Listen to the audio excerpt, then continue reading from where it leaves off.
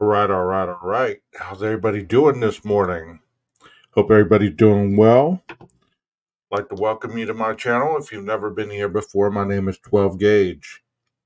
Thank you for stopping by and paying homage to my channel and giving me a chance to give you information on various forms of true crime.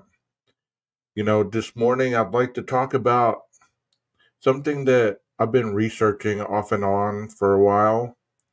And this is about the long hauls and the murderous ways of long haul truckers. Hence the title of today's live stream, Truckers That Kill.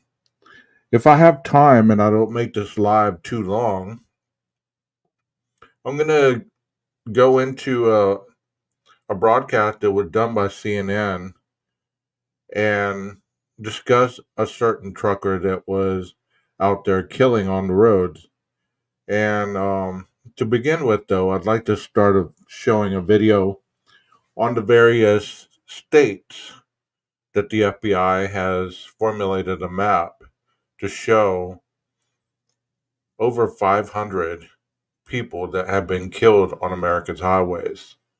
So let me get that started and then we'll continue on. This is under the fair use policy, and I'm doing this just for educational purposes, not for any other reason. Understand that I'm commenting on material that's already been made by other entities. So, with that being stated, I'm going to institute my fair use right to commentate on it. And here we go with the FBI map that shows the serial killers on the road. I need to delete that one. That screen formula that just wipes everything out. So let's go ahead and begin with this. And I hope you enjoy the newscast. Here we go.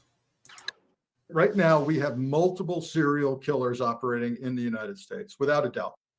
According to the FBI, those serial killers could be connected to dozens and dozens of unsolved murders. Investigators are actively working to track them down by focusing in on a specific pool of suspects. Jessica Schmidt explains what they're doing now to prevent another person from becoming a victim in this story from the Crime Vault.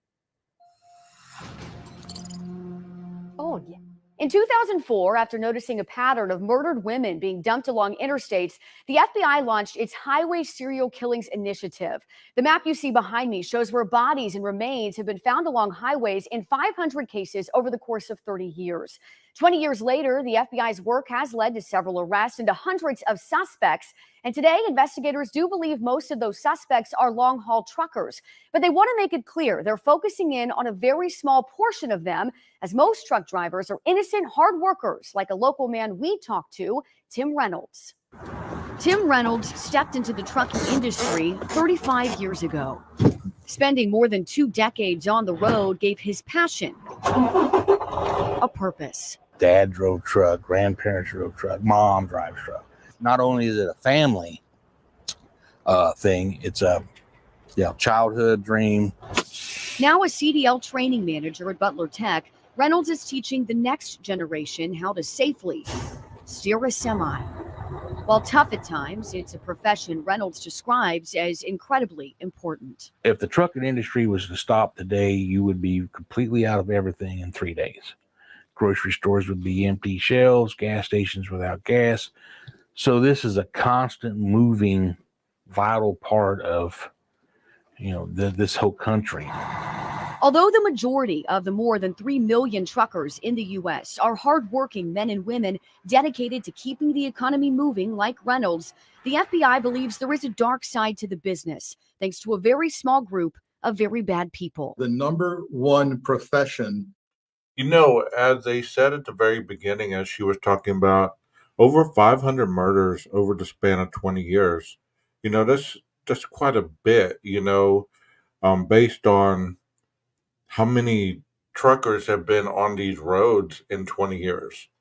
And like she said, not all truckers are involved in this, but there's a small percentage that run these roads and have these instances happen.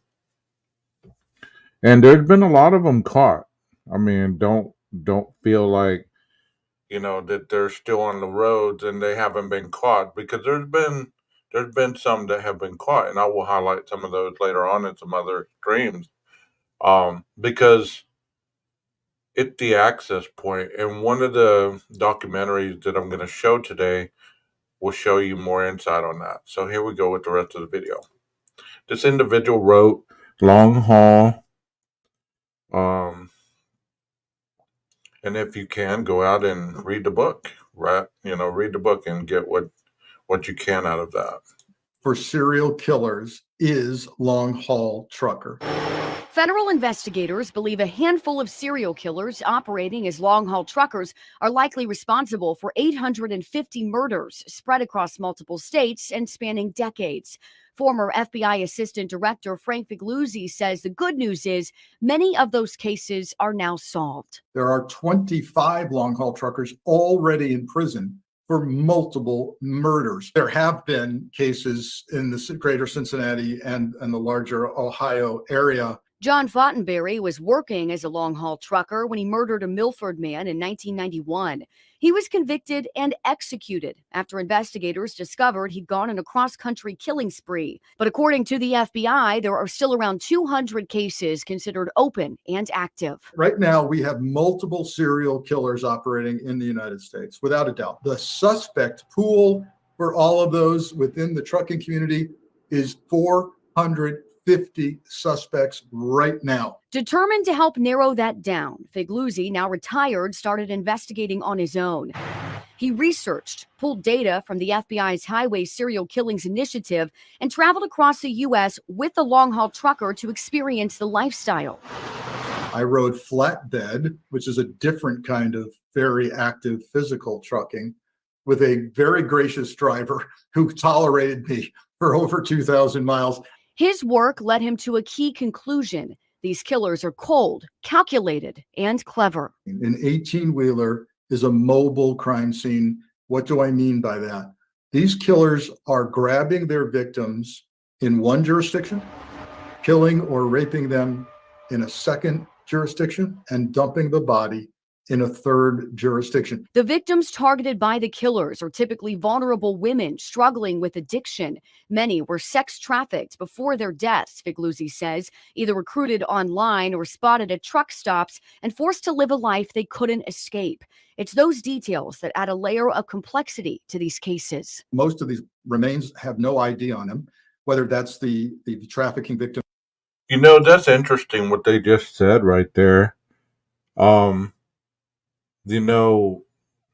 a name that I've heard that truckers have given women that work the truck stop, kind of like Jeff says. He said, I remember listening to this woman in an AA meeting talk about her and her friend making money doing stuff at a truck stop, and then she saw her friend's body being found in a dumpster there by police. It's a very terrible name given to women, that do that line of work. But what I was saying, as far as this individual said, it's a mobile crime scene. And that's an interesting view on this, because it's true. Like you said, they get abducted in one state, murdered or raped in another, and then dumped or disposed in another jurisdiction. And it's very difficult to pinpoint exactly where and why and how it happened.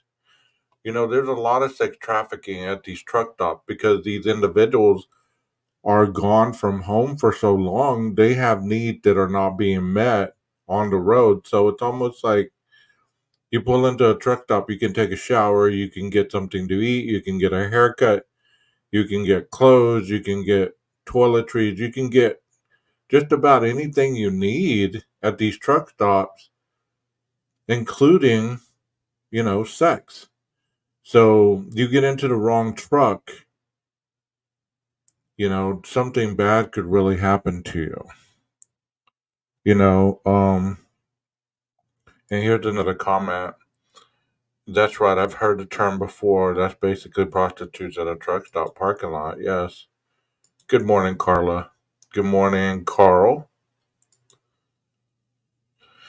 Yeah, money for sex. I mean, it's for the people that are doing it correctly and are not murdering people, we need them out there because, like the individual said, within 3 days, you would literally run out of food, run out of fuel, run out of everything if they just stop hauling things across the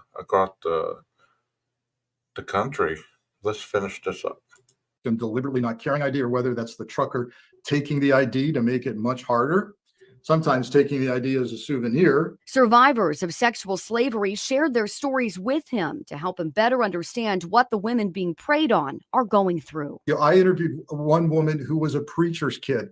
I interviewed another woman who was a brilliant a bookkeeper who had a year of college. Commonalities: very often it's early childhood trauma in the form of unwanted touching. Very often it's early introduction to drug use in the form of marijuana. And then rapidly the drugs get harder as a series of really bad trauma develops in their family environment. To protect the ongoing investigations, Figluzzi can't reveal details about the list of current suspects or the patterns they've recently uncovered. He did tell us the FBI is using company logs, gas station receipts, and other records to build timelines. And when they can, Excuse the microwave in the background. I'm heating me up some coffee. But like the individual just stated, I'm gonna buy that book. I think I'm gonna go to Amazon and buy the online book. That way I can read it because it sounds interesting. I mean, for nothing more than to get an insight on how this counterculture has become part of the true crime community. You know what I mean? Like, who would have thought that the individuals that are supplying our country with so much stuff can become so treacherous on these roads? You know, and we need them. Like you said, there's a small variation of truckers that do this. Not all of them do this, so don't freak out or think that I'm talking about every trucker. But there's a small unit that has engaged in this, and it's sad. It's very sad. I mean, there's been cases also where long haul truckers have been abducting children and trafficking them, or taking illegals from the border to states. And I've heard where they pulled over these trucks and there's been multiple deaths in the back because there's no air, there's no air conditioning, there's little to no food, there's no place to use a restroom or anything like that, because they're on such a um tight route to get them to wherever so they can get their money. they're using forensic genealogical DNA. Only about a tiny fraction of truckers who kill. The rest are family people trying to feed their families by giving us our food on our table. For dedicated, innocent drivers like Reynolds, the FBI's data isn't just disturbing, it's disappointing. It gives us all drivers a bad image with the general public. So it makes us all look bad. I would love to see them spend time behind bars, pay for your crimes, and let life move on. While investigators work to eliminate suspects and identify the serial killers, Reynolds continues to train groups of aspiring truckers, encouraging them to not let anything deter them from focusing on the road ahead. Don't drift away from a fantastic career because of somebody who's using the system and hurting lives and things like that. It's a very rare instance, and it's not a common thing, especially in the trucks and stuff like that. And it is important to reiterate that federal investigators believe most of the millions of truck drivers on our roads are good people who should not be feared. Figluzzi took everything he learned from the trucker he traveled with, the sex trafficking survivors he spoke with, and his own research and put it into a book called Long Haul: Hunting the Highway Serial Killers. He says he's donating a portion of the book's profits to organizations that help survivors of human trafficking and organizations that support truckers. You can learn more about the FBI's initiative and the Butler Tech trucking program on our website. There, we also have some safety tips directly from the FBI. Jessica Schmidt, Fox 19 Now. You can watch all of our crime. You know, that's interesting to me that so much that goes into doing good for the community can be turned into evil. It just takes a small portion of a person set out for evil intent to ruin a good thing. Sorry about the background, guys. I'm still trying to get this all situated. There we go. That other blinking stuff was throwing me off. I hope you guys are doing well this morning. I'm heating up my coffee in a red Solo cup because I didn't feel like busting out the fine china. So I thought I'd start off this morning, for those of you that are coming in a little late, discussing long haul truckers and killings, you know.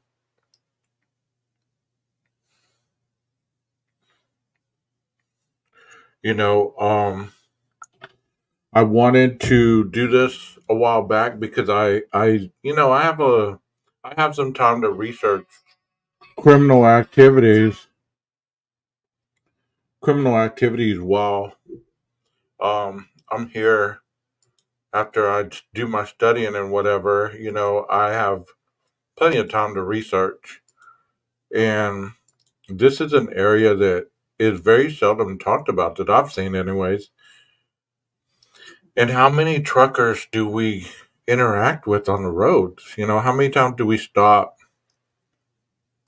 at a Buc-ee's, or how many times do we stop at a truck stop and we run into individuals that are long haulers? And some of them, or not most of them, are just there to get refueled, get their necessities, and move on about their business. And like she said, not all are bad, Do the solo cup. Me and Jeff can play it and I can sing it, right? Yeah. I don't know. I like coffee out of a red Solo cup. I don't know why. It just tastes a little better.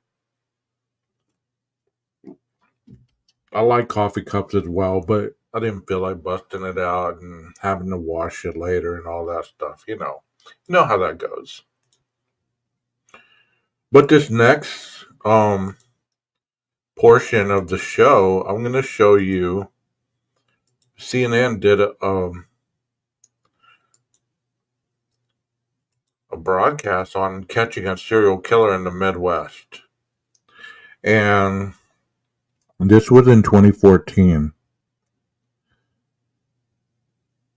Yes, there's quite a bit. If you get on YouTube and you type in serial killers, truckers, there'll be you'll be shocked how many come up. They're the famous one. I'm trying to think. Let me go ahead and pull this up right quick. That way I can give you the name of the documentary. This is the one that really started it all. For me, as far as wanting to do this. Let me give you his name. That way, if y'all want to later on, you can go ahead and go check him out. His name is, or let me just show you.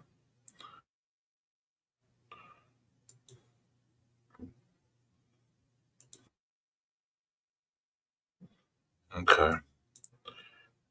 His name is Robert Ben Rhodes. And let me show you. I don't know if you can see the screen. No, you can't. Let me stop sharing that one. Let me show you. this individual killed a lot of people on the open roads. His name is Robert Ben Rhodes.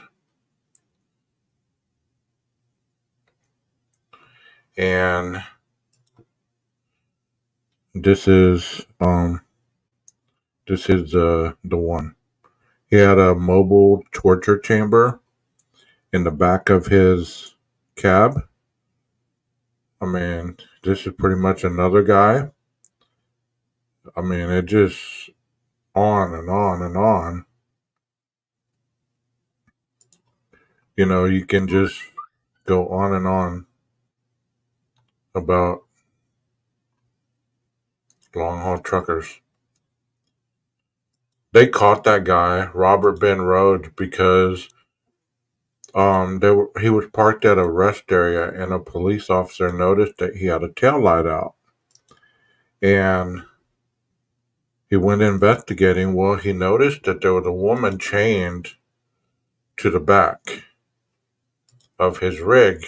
And Robert lied and said that, she was just paying for sex. He was paying for sex and it got a little rough, so he had to chain her up. And that's why she was chained up. And that she had pulled a knife on him and this, that, and the other. And it's really an interesting case. If you guys, have time, you might go and watch that. Like I said, CNN did this other one that I'm about to show you. This guy is really, really bad, So let's go ahead and check this out.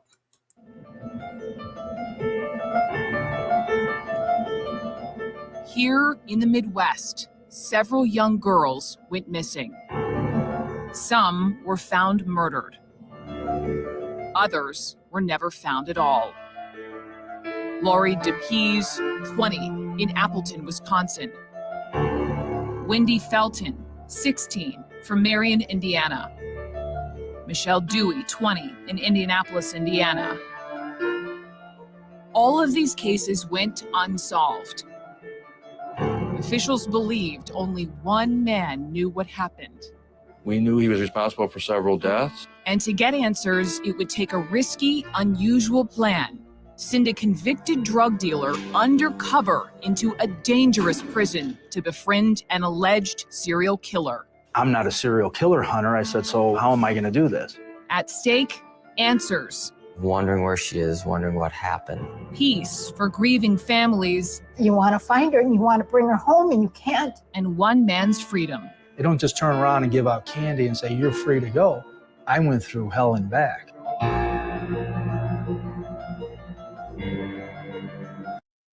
Let me speak really quickly. Do you ever go and notice missing people's flyers? Do you ever stop and look at the information that's being given as far as the people that are missing? I used to not. I mean, I'm going to be honest. I used to just kind of look at the picture and move about my business. And I used to do the same thing online when people would post, well, this person was missing here, this person was missing there. I used to not take the time to do it, but over the years and especially being on this platform and on this panel, I've changed my whole approach and looking at the world around me, not in a cynical way, but in a way of being defensive and protective of not only me, but the people that I have around me at the time. I might suggest that to you guys. I do that every stream. I try to reiterate that fact to be vigilant and hyper vigilant on your surroundings because so much can go wrong. And, you might not even interact with any trucker, but that doesn't mean that, you're pulling out. A trucker couldn't follow you or maybe try to run you off the road and then abduct you. I mean, there's some warped minds out there. And like I said, not all. There's a small percentage, but you don't want to be that small percentage that becomes a statistic. if you understand what I'm talking about. Well, let's talk about this guy.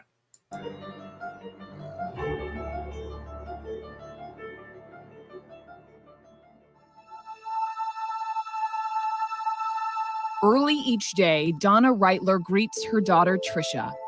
I say hello to this picture every morning.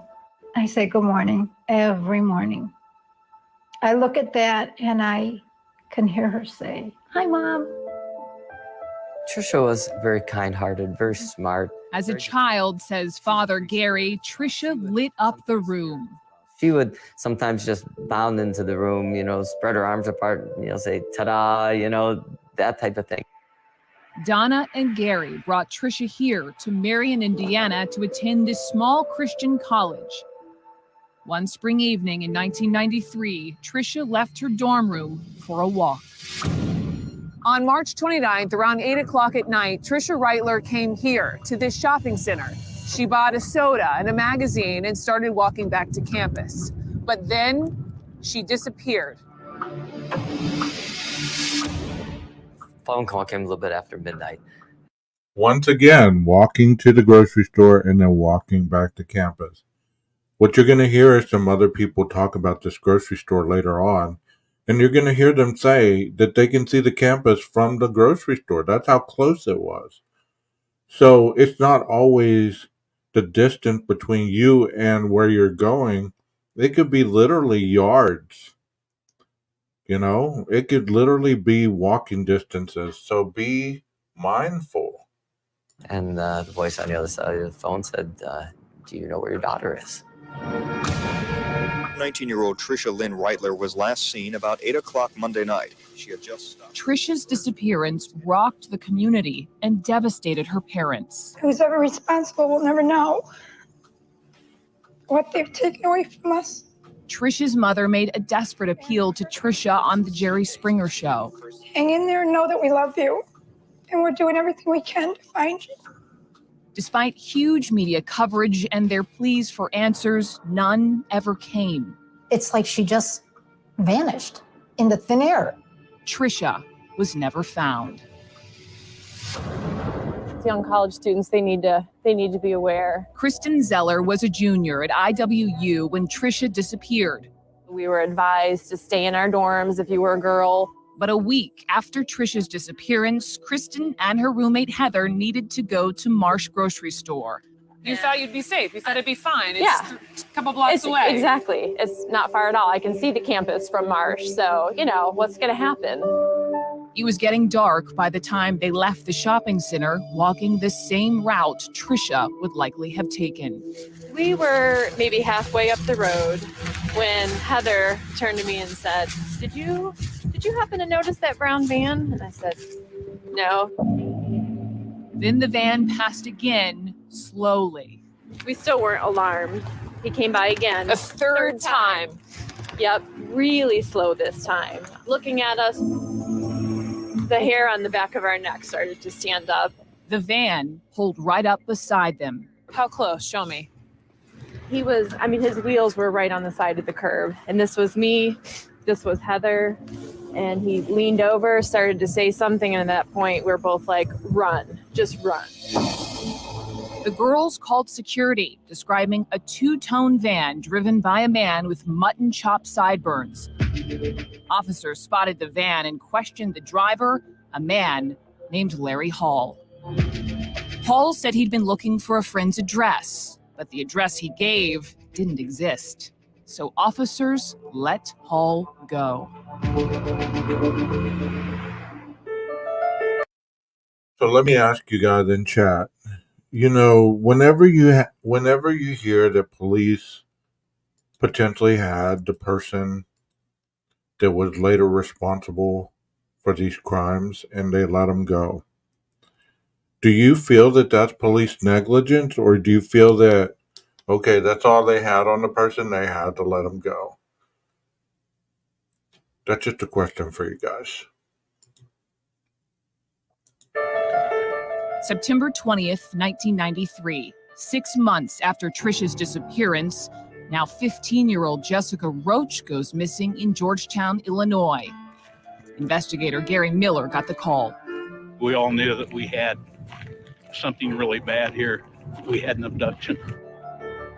Jessica's badly decomposed body was found in an Indiana cornfield weeks later. But then, like Trisha's, Jessica's case went cold. There's a lot of times you wonder whether you'll ever solve it, but you know that you're going to keep going. You're going to check everything out. You're going to recheck everything. For over a year, Miller scoured local police reports. And then a break. A vehicle reported in a county nearby. The owner, Larry Hall. He had been involved in stopping some girls. Those girls were scared. They ran from him. In the last 6 months, Hall's van was spotted by more than 11 girls in 5 different towns close by, including those where Jessica lived and where her body was found. Now, Miller contacted the police in Hall's hometown to arrange for an interview. He initially said no, he hadn't been over here. Miller had to coax Hall to admit being near Jessica's house. I said, well, would you remember if, you stopped and offered girls a ride or asked him to get in your van? He said, well, he stops and talks to everybody. After a few questions, Miller took a gamble and put a photo of Jessica down in front of Hall. He immediately flinched. He turned to his right and put his hand up over his face like he didn't want to see the picture. He told me he didn't think he'd ever seen that girl. Later, a heartbreaking mystery. There's so little that we can do to find her. I just want to bring her home. And the dangerous plan to solve it.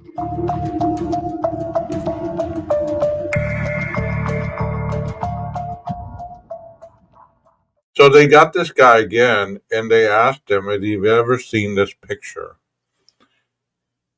And had he ever pulled over and tried to talk to girls? Young girls at that. And he said, I talked to a lot of people. Still no definitive evidence against him to be able to hold him. So he's continuing to repeat that behavior of approaching young girls and possibly even grabbing them and abducting them. So the escalation continues. And the pattern has already been set. So those are two things that I want you to pay attention to when we're talking about this case. Pattern, opportunity, and escalation.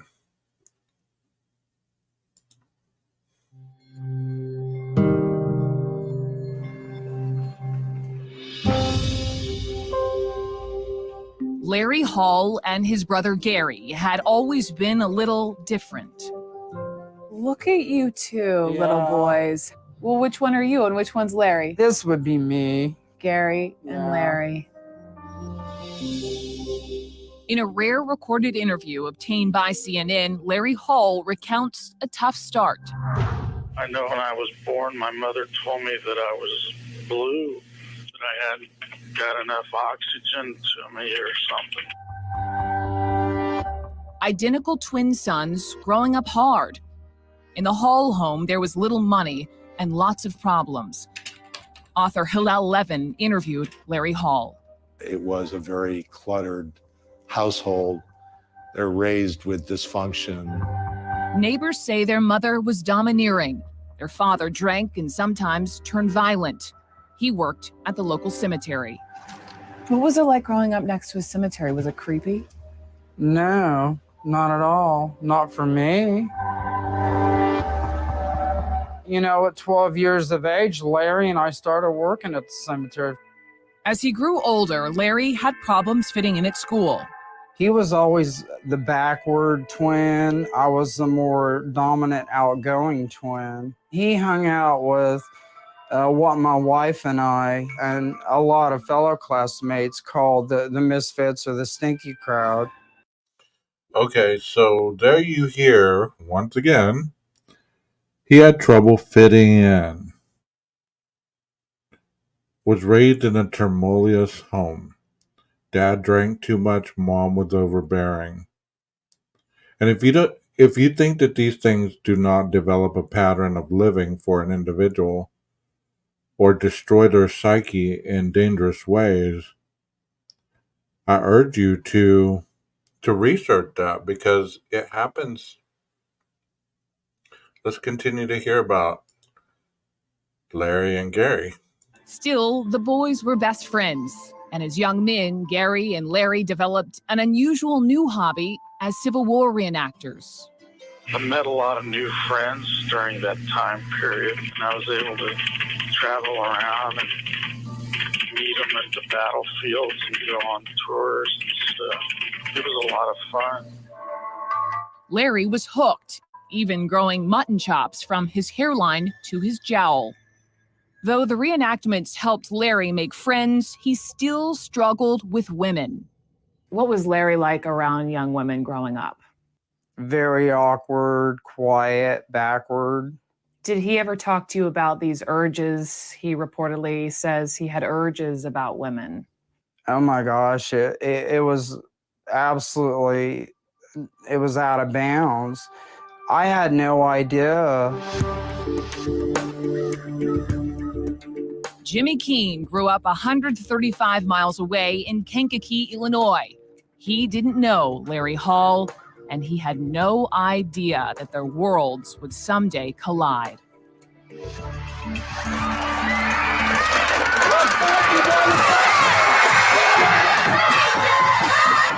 we turned down inside the 25-yard line. For Jimmy Keene, life couldn't have been more different. While Hall was an awkward outsider, Jimmy Keene was a star, especially under the lights on Friday nights. We would come out here, the lights would be on, the whole stadium would just be completely full and the crowd would be roaring, and it was just a very euphoric, unbelievable high. The Friday night games were the biggest rush I've ever had in my life. A gifted athlete, he lettered in 2 sports, studied martial arts, and inspired fear in everyone he faced. Do you like having people terrified of you just a little bit? Well, in that kind of sport, sure, you have to. Well, that's why they called me the assassin. So. You were the assassin. Yes, my nickname was the assassin. And the reason my name was the assassin is because I put somebody out of every game I've ever played. Keene wasn't just the hometown hero, he was his father's namesake. My dad generally sat up here in the corner over here. If I made a spectacular play, he would always give me the, "You did good, son," you know. How often was he sitting in the stands? Every single game of my life. Never ever missed a game. He never even missed my practices. That mean a lot to you? Absolutely. My dad was, he was my backbone. Keene was as popular as he was athletic. You were a legend. Yeah, I mean, there was no doubt. I mean, they had posters of me all over town. I mean, everybody knew who I was with my sports ability. So yeah, I was the most popular guy around. There's no question. I was voted most popular guy in school. Jimmy seemed to have everything, except enough money to keep up with the rich kids at school. And he only saw one way to get it. He started selling drugs and quickly learned he was good at it. You're making decent money. You don't think, is this a wrong thing that you're doing? So I kept growing into it and growing into it. And by the time I was 20 years old, I mean, I was sitting on top of an empire. By Keene's own account, he was pulling in around $1 million a year. He was addicted. $1 million a year, guys, at 20 years old. The pool is there for a lot of people, but the payoff is very, very detrimental if you get caught. And not only if, but when, you know? Not to the drugs, but the money. It's hard to walk away from that kind of money, especially as a 20-year-old. So he didn't. And that single decision would change the rest of Jimmy Keene's life and bring him face to face with an alleged serial killer.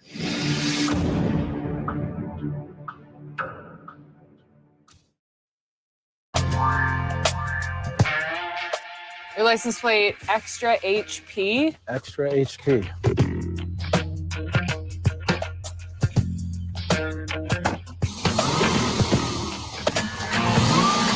By the early 90s, Jimmy Keene was on top of the world.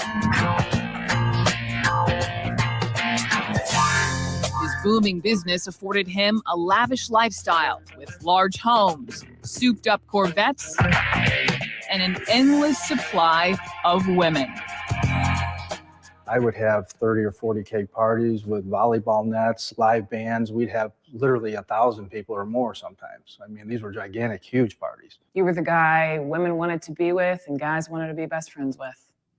Something like that. Back then, he owned this 6,000 square foot home. Right behind that is a golf course. He says he didn't stash the drugs here. This is a walk-in closet. But there was always a place to hide his fortunes. This was a hidden trap door that you could open. And when you would open it, you have another hidden closet back in here. You can see my old safe is still here. And this was pretty much just my Fort Knox room. For 15 years, Keene's empire remained hidden and growing. But as he lived the high life, his father fell on hard times, nearing the brink of financial ruin. My dad, to me, was Superman.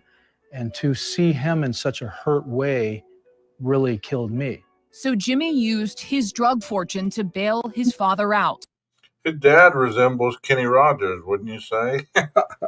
What do y'all think? His dad resembles Kenny Rogers.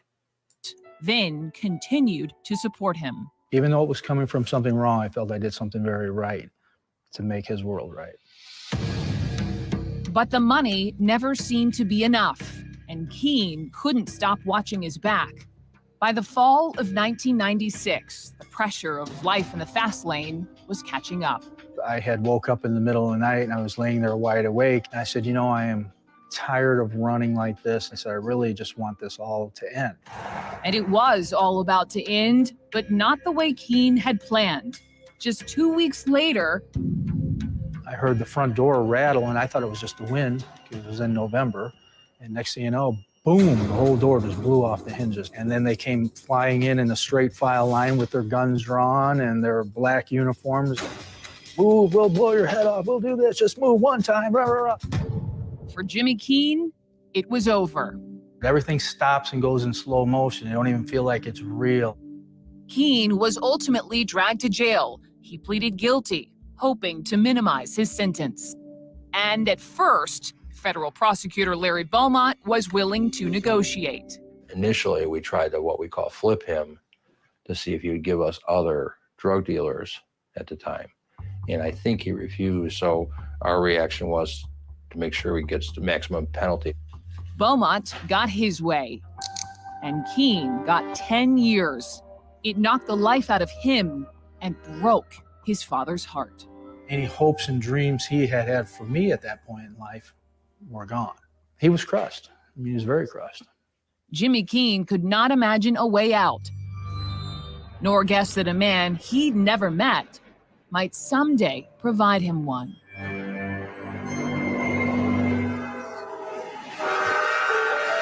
You know, I always thought that was just in movies, you know, how they got certain people to go undercover to get certain other people, you know, locked up, people that were locked up to give them the opportunity to be free if you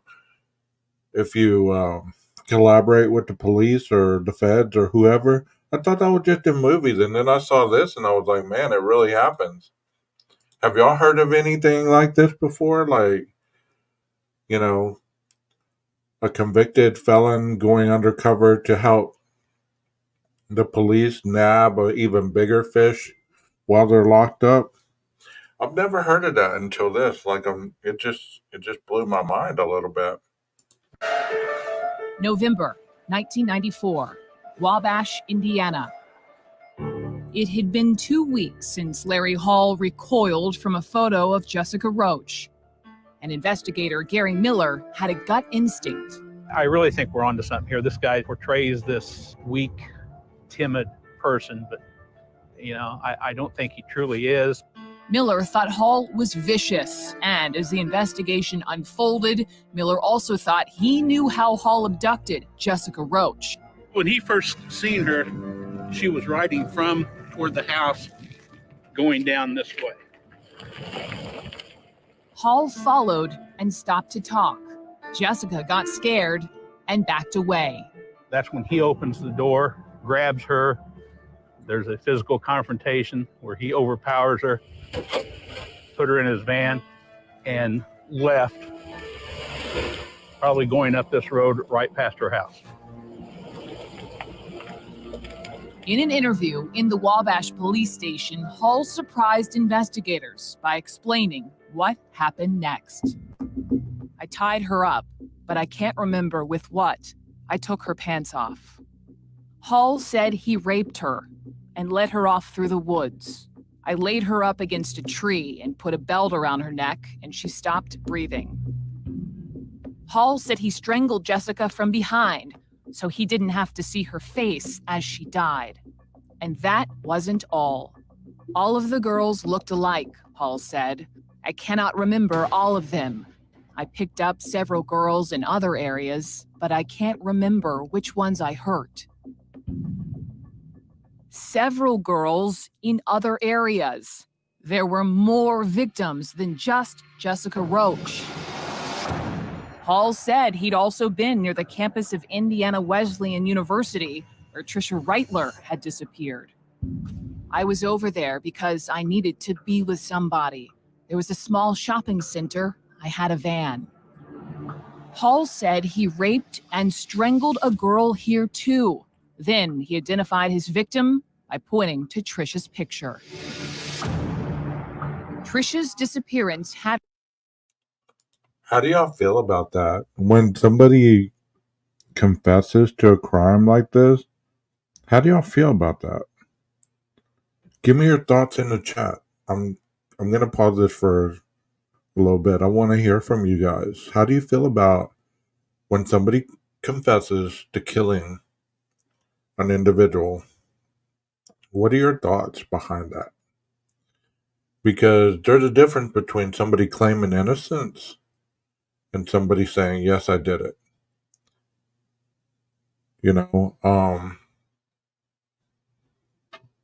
How do you feel about that?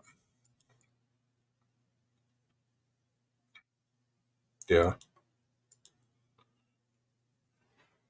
I don't know how I feel about that. I mean, because it's one thing for them to confess like that, but are they confessing in a way to show remorse? Or are they confessing in a way to kind of relive the memory of killing someone? He said he didn't even remember all that he hurt, who he hurt. They all looked the same to him. To me, that's very evil. Very evil. Let me hear from you, chat. had remained a mystery for 18 months. We were just kind of sitting on the sidelines waiting for information to come in. With little evidence and local police insisting on another suspect, Tricia's parents, Gary and Donna, still suffered. I know with each thing that came in, the urgency was great, and the heartache was great too, and the anticipation and the hope. Hall's confession meant the Reitlers might at last find their daughter, and that Gary Miller had found the killer of Jessica Roach. But the next day, Hall changed his story. As I was talking to him, he said, well, I was just telling you about my dreams. And that didn't really happen. He said it was just my dreams.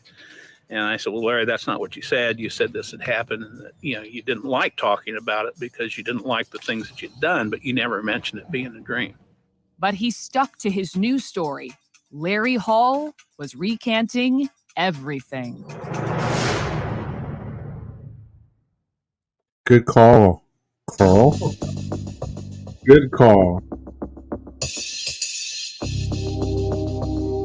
Larry Hall had confessed to killing Jessica Roach, Tricia Reitler, and 2 other women. And then he took it all back, claiming it was just his imagination. I did confess to certain policemen I had dreams that I did things. But investigator Gary Miller had other evidence, like the witness who drove by this cornfield the night of Jessica's murder. That person testified he was absolutely sure that when he went by here on that night, there was a guy coming from the cornfield to get in his van. And a search of Hall's house and van revealed he'd been casing out small college towns and keeping suspicious notes. Seen joggers and bikers, many alone. Check colleges, parks. Seen some prospects. Hall also made lists for the hardware store. Buy 2 more plastic tarps. Cover all floor and sides of van. And Hall wrote himself troubling instructions. No body contact. Buy condoms. Buy 2 more leather belts. Find one now. Amongst Hall's things, investigators found newspaper clippings about Roach and Reitler, possessions from other missing girls, and pornographic pictures Hall had altered. In those pictures, he had drawn what looked like a rope or a belt around the neck of one of the people, and on the left side of the mouth, he had drawn blood. Hall insisted it was all just staged to make a play for attention, to feel important to police.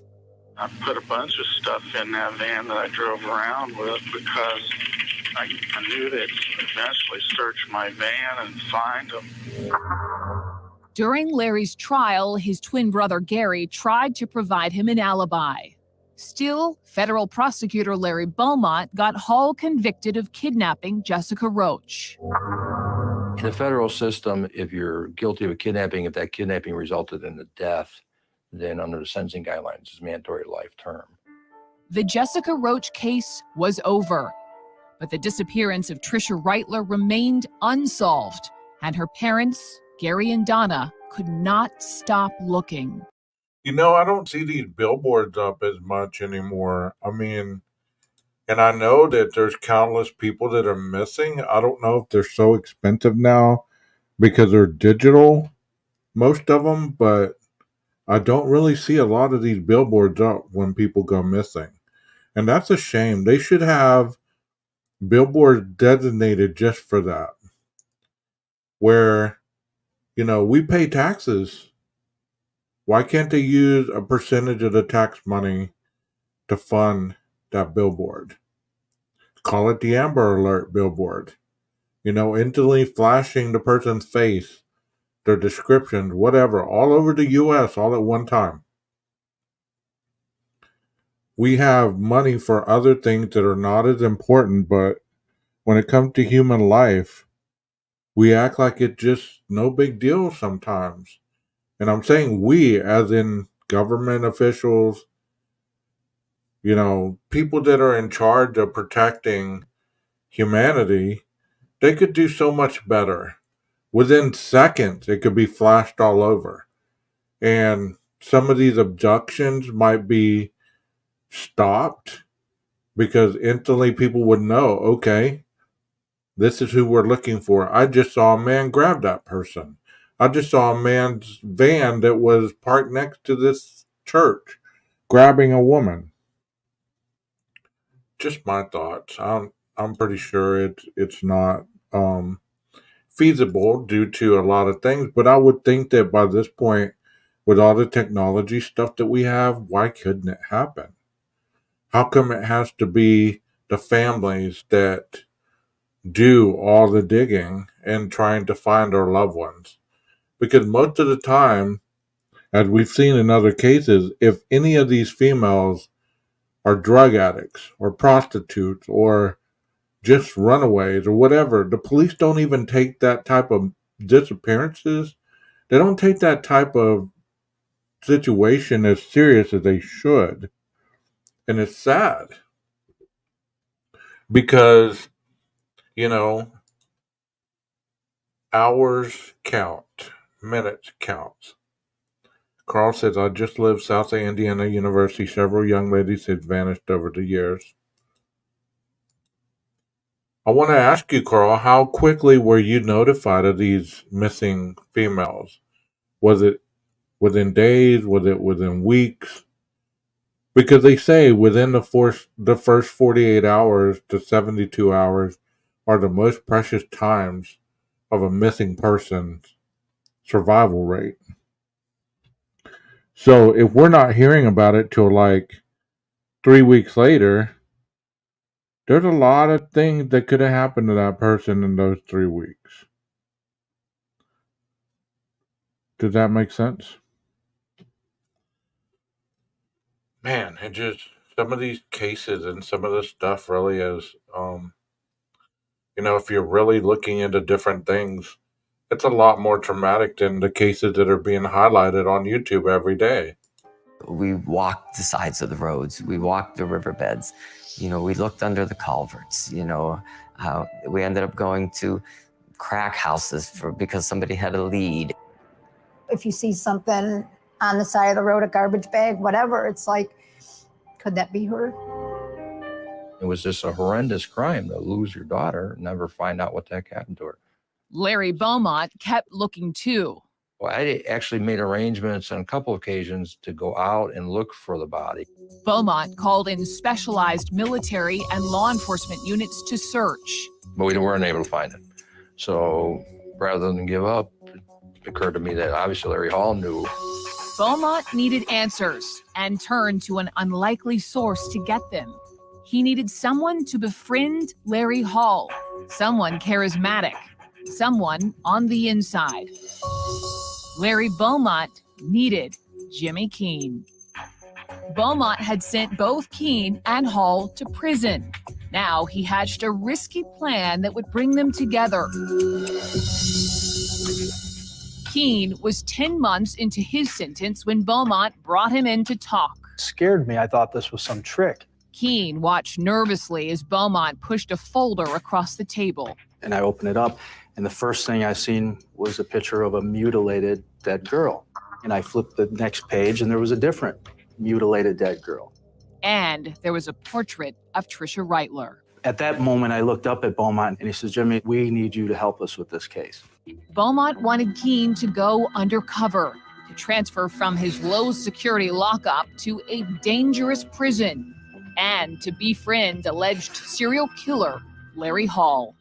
He says, if you can get solid confessions from him, and if you can help us locate the bodies that are still missing, we're willing to completely wash your record. Keene's mission? To learn where Trisha Reitler was buried. The purpose of this operation was to find that body. Beaumont made it clear, no body, no early release. Keene would have to serve the rest of his 10-year sentence, but Beaumont believed Keene could do it. He's smart, he's articulate, he's not afraid, and I knew he wanted to get out. For Keene, it was a chance for redemption, to restore his family name, and, says author Hillel Levin, to get his life back on track. This deal was a way for him to get home, and it was also a way for him to do good, to kind of take this bad thing he had done and to somehow turn it inside out and make it something that would solve a crime. But it wouldn't be easy. Fair to say he was risking his life. He could have been killed. It was dangerous, absolutely. It was highly risky. These people in those type of places haven't got anything better to do but try to hurt you and kill you too. Keene was unsure, but a phone call home put his doubts to rest. Because he's a very cagey individual. If he senses one thing wrong, he goes into his shell like a turtle and you'll never get him back out once he's in.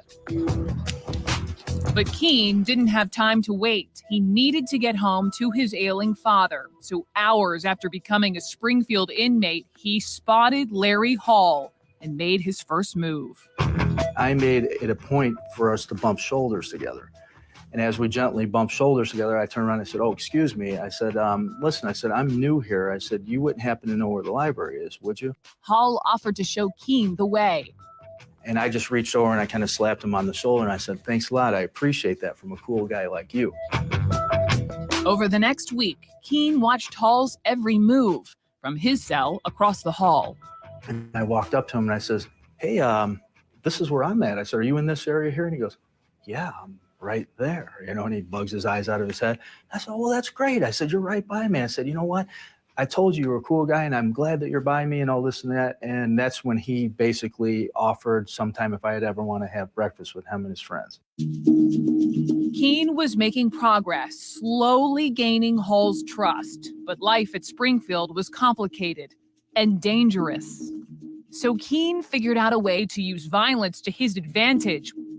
It was a Saturday night, and Hall was in the TV room, mesmerized by an episode of America's Most Wanted about serial killers. Suddenly, another inmate approached the TV. And you could tell this guy had been in for a long time. He was a real big, buff guy.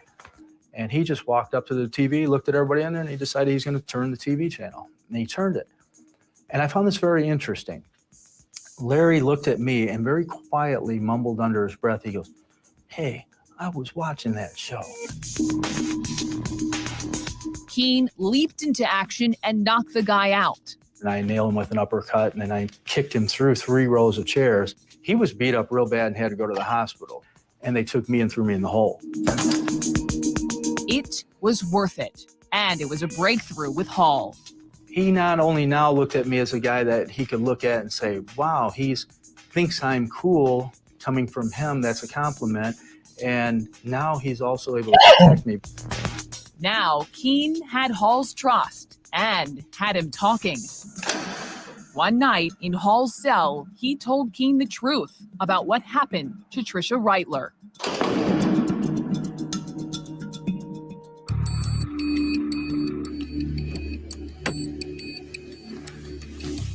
But what Hall told Keene was different from what some investigators believed. It was his story along with some evidence that created a roadmap I wanted to follow to try to figure out what happened to Trisha Reitler.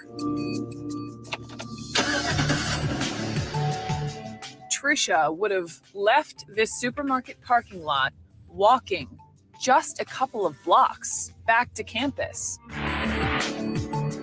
Somewhere along this road, Hall told Keene he got Trisha into his van. When she fought off his advances, he says he choked her to keep her quiet. So how would she have just gotten into his van? You get what I'm saying? Like he's saying it like so matter of factly, like, well, she jumped in my van and then I tried to advance on her and she fought me off, so I choked her out. Isn't it interesting, guys, that these individuals make their situation so matter of factly, like somebody said in the chat? Hey, Allison, how you doing? And any of you guys that I haven't said hello to this morning, hello, welcome.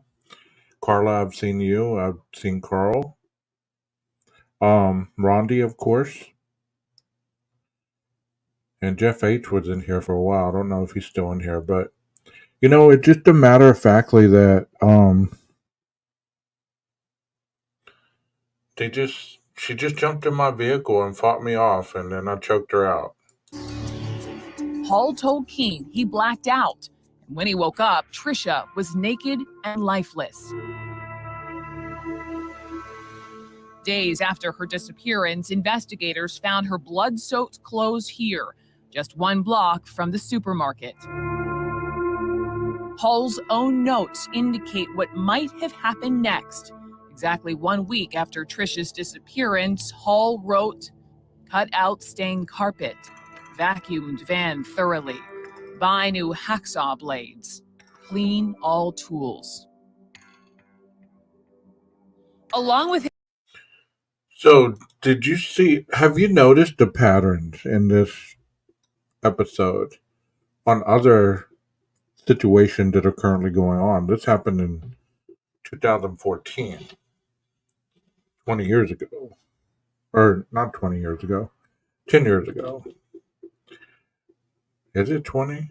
No, 10. I don't know. I can't think right now. But anyway, in 2014, this happened. And look at the crime that we have today.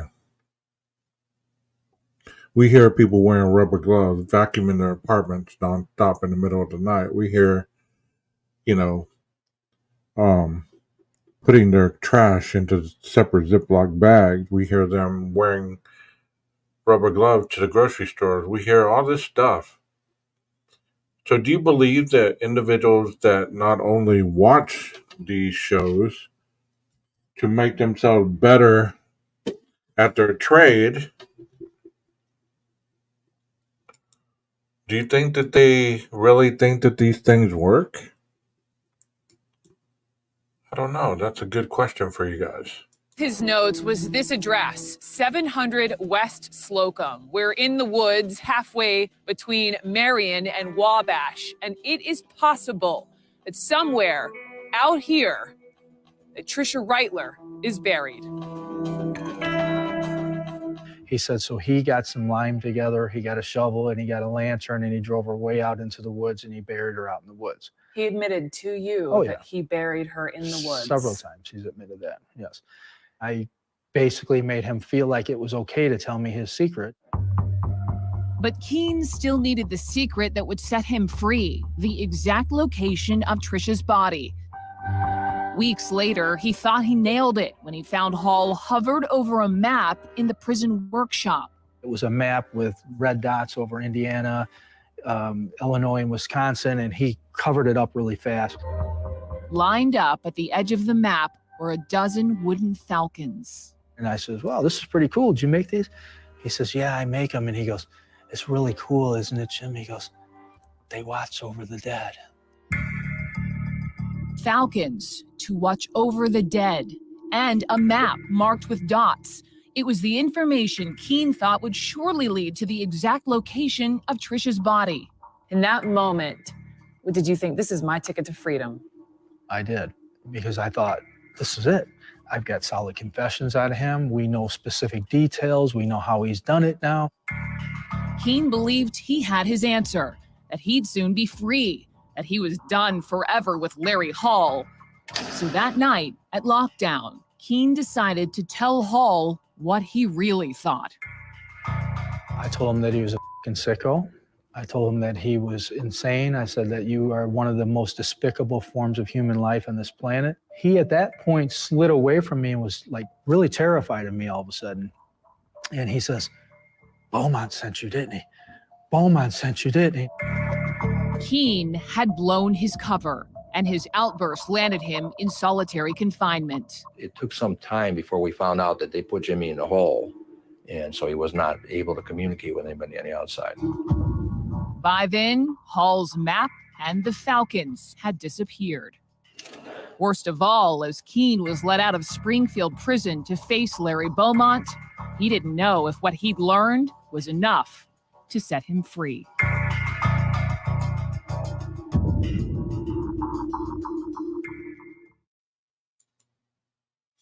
Interesting. What have you guys learned so far in this episode? You know, have you picked out the patterns? Have you picked out the opportunity? Have you picked out the escalation? If you're rewatching this later on, let me know in the comments what you think about some of the questions that I'm asking.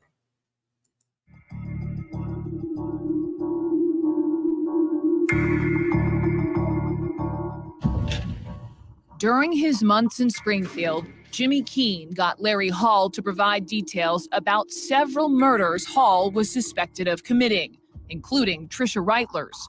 But Keene hadn't met the original requirements of Larry Beaumont's deal. And I told him this myself, made it clear to him that if we didn't find the body, no credit. Sitting in his prison cell, Jimmy Keene desperately hoped he had done enough. Are they going to be fair and give me what's justifiably right on this, or are they just going to say, here's 6 months? It was a crapshoot.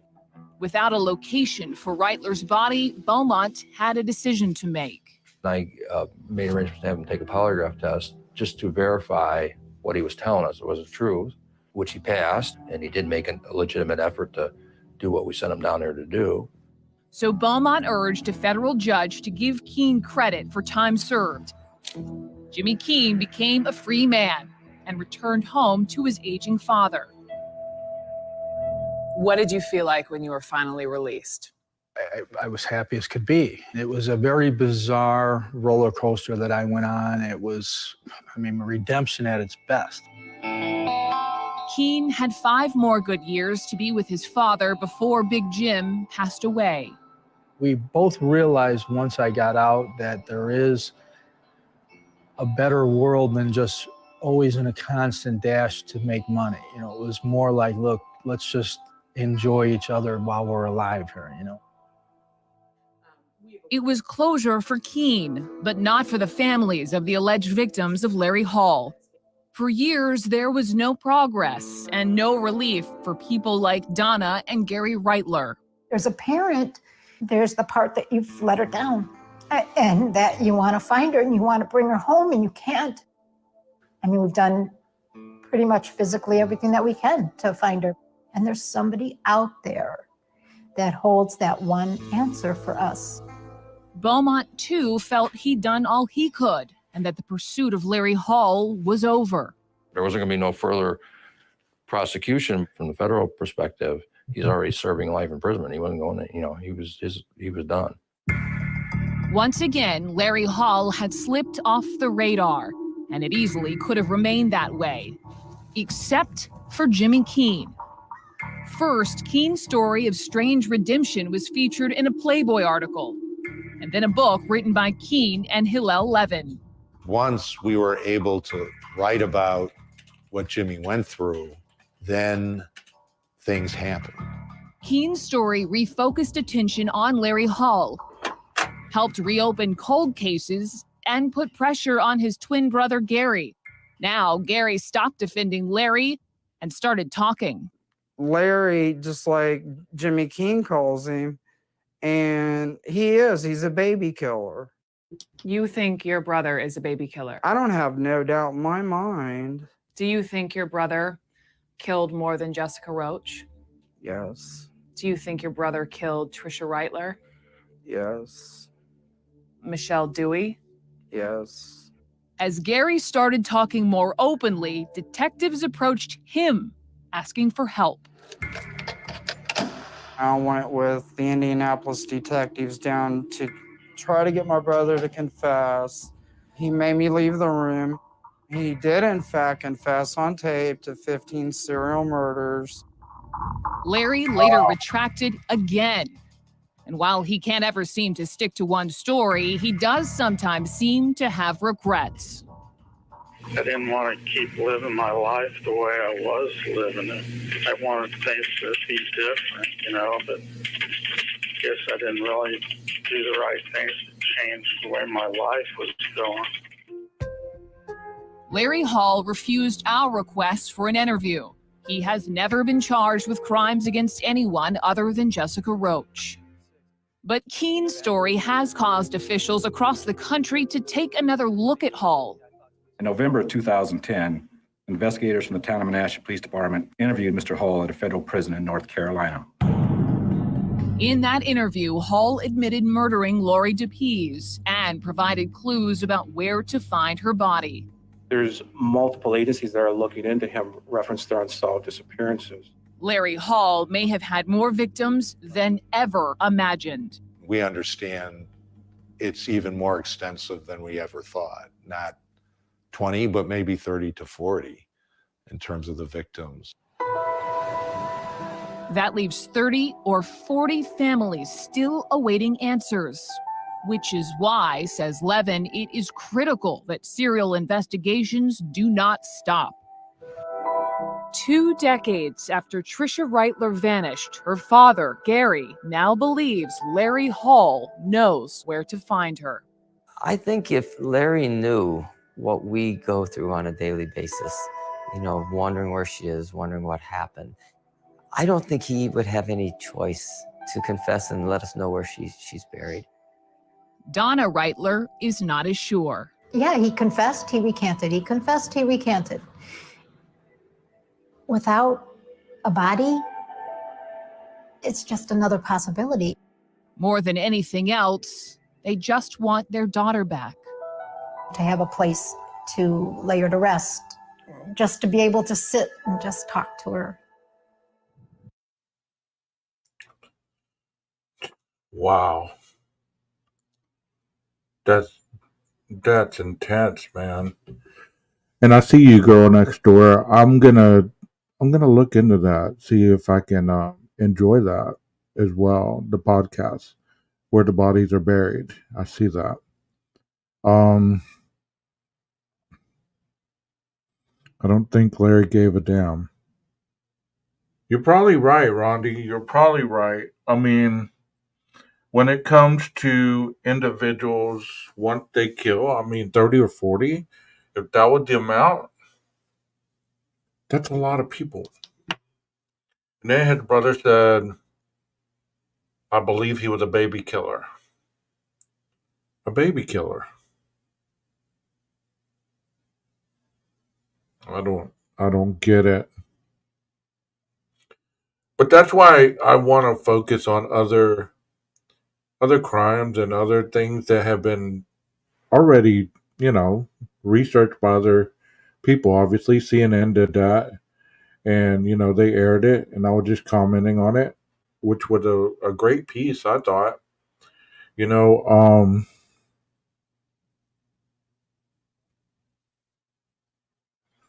thank you so much, SR8. Um, I had seen this before somewhere, but I don't remember what. I think it was maybe on the Absolute Crime channel that I had seen this talked about, but they didn't go in depth like this one did. This one went really in depth on the killer. Um, that's why I say we always got to be aware of what and who we're around. I mean, we don't know if we fit.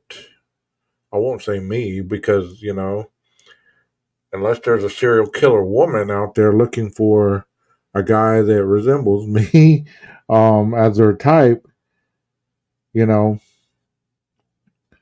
I say that we have to be very mindful of what we do because you just never know if you're someone's type or profile that they're looking to fulfill a fantasy because opportunity is always there. You know, opportunity is always there. Yeah, Gary seems a bit odd. I get that too, Carl. Um, Allison says I'm always looking for new and old cases on YouTube. It was on Apple called Blackbird. Okay. I can't remember where I saw it, but I had heard of it a while back. And then I stumbled across this and I thought, you know what, I'm gonna do a series for the subs about truckers that are killers, because that's not really talked about. And I'm looking to get away from other certain cases that are high profile because not only has it been talked to death, but a lot of the information at this point is merely just speculatory. There's not a lot of credence to a lot of the rumors, and it seems very monotonous to me to talk about something that long. Um, I think there's other cases that could be highlighted that would be more important at this point because all we're waiting for is one of the cases is a trial. The other one, the Delphi case, they're still in their whole whatever gamut they're doing. The Sebastian case, he's still missing. Um, and the list goes on and on and on. There's a lot of people in court right now that are going through to get their fate. Um, so yeah, if you guys that are giving me these cases, if you could if you could do me a favor, because I don't know if I'll remember to look in the chat. If you could, under the comment section, write these cases down, and I will definitely do some lives on them because I enjoy doing different types as well. So if you could put those cases in the comment section to remind me to look those up, and I will do that. I will do that. Um, I hope you guys have started your morning or your afternoon in a great light. Coffee always gets you going pretty good, and you know, true crime followed up with that. You can't go much better than that. Um, Thank you so much for being here, everyone. Please be on the lookout for my lives because I'm very spontaneous. I wish I was more disciplined with, putting lives where people could actually, be notified when the live is happening instead of, being halfway through the live and then you get a notification that I'm live. I'm very spontaneous. So be on the lookout for my lives, if you will, if you enjoy the content. And please hit the like button, subscribe button if you're not already a subscriber. Um, Check out the merchandise. I know it's quite expensive, but you just never know. Somebody may want to buy the merchandise, or if you want to become a member, there's always membership that you can gift out to other people. There are perks, obviously, for memberships. And I'm just saying that just because it's part of the YouTube stuff, not because I'm asking for money or begging for money or even want money. It's just something that I have to do. You know what I mean? So you guys have a very wonderful day. And once again, thank you so much for being here.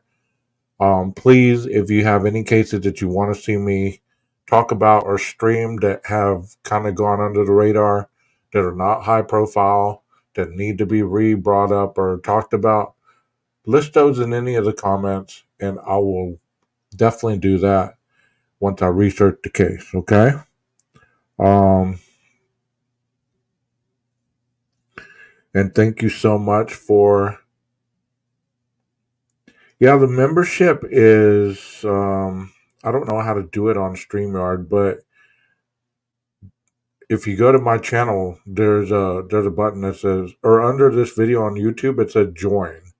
So you can click that button and you can join. I don't know how. That's what I'm saying. I am clueless to that avenue. Yeah, So if you just go to any of my videos, I think, or even on my channel, there's a join button. You click on that button and then you choose what type of membership you want. And I think they start at $1.99, $2.99, and $3.99 or something like that. Or you can gift membership to other people. I don't know how you do that. I think there's a little dollar sign at the bottom of the chat, and you just click on that. I don't know. I don't have a clue. You just play around with it. Just don't gift too much, okay? Don't gift because that's how I work. I will mess with something like that and I'll gift too much. Before you know it, I've gifted $200 to a creator or something, not even realizing it. So yeah, just just try to check it out. And if you enjoy the content and you enjoy my commentary or my presentation, please let other people know that this is a good place to chat, a calm place to chat. And I don't allow any drama. Your opinions are valid. And we agree to disagree in this channel. There's not a lot of arguing. I will not put up with that. And I definitely monitor the chat while I'm presenting, as well as I have great mods that monitor the chat as well. They do a great job. So you guys have a wonderful day, and I will catch you very soon. Get out there and live your life. Enjoy it, love it, and be safe because, time is fragile. Until we see each other again, Maestro, cue that music.